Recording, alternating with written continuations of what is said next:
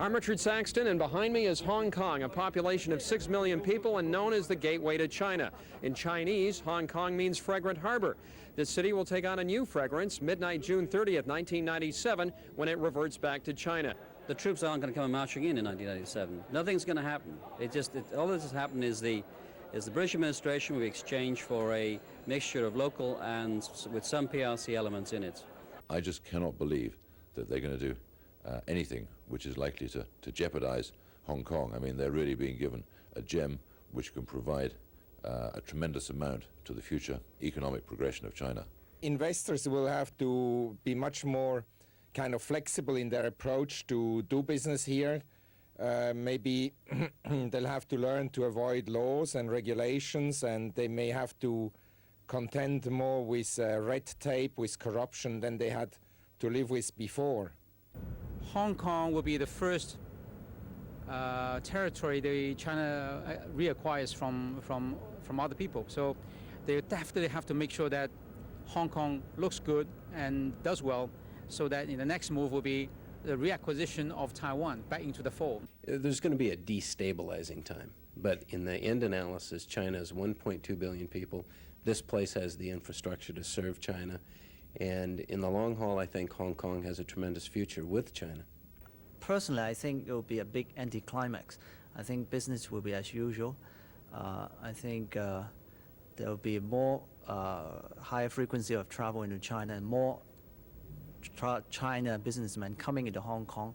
Everybody is expecting 97 to mean that all the businesses here will prosper from all that extra buying power and also that growth rate that's in China. Our growth rate is double the U.S.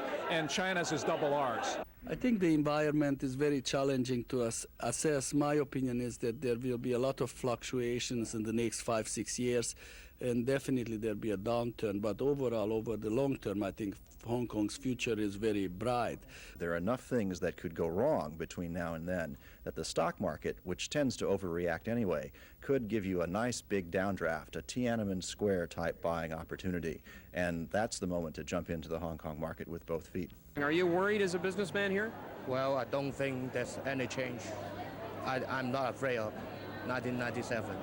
One of the tallest buildings on the skyline of Hong Kong is the Bank of China building. Almost fitting because earlier this year they became the third bank to produce monetary notes used by the citizens here as money. For years it was the Hong Kong and Shanghai Banking Corporation that produced all of the money. Now they produce about 80% of it. 12% of the notes are issued by the Standard Chartered Bank, and now the rest by the Bank of China. But when China takes back Hong Kong in 1997, one can expect the Bank of China to play a bigger role. I anticipate that certainly the Hong Kong and Shanghai Banking Corporation will be issuing banknotes in Hong Kong after 1997. Certainly that's what the authorities in China have told us they would like us to do. It may not be my signature any longer, it may be my successor's signature. Apart from that, certainly there'll be changes, but there is a joint declaration which was agreed between Britain and China and which both countries are very firmly committed to.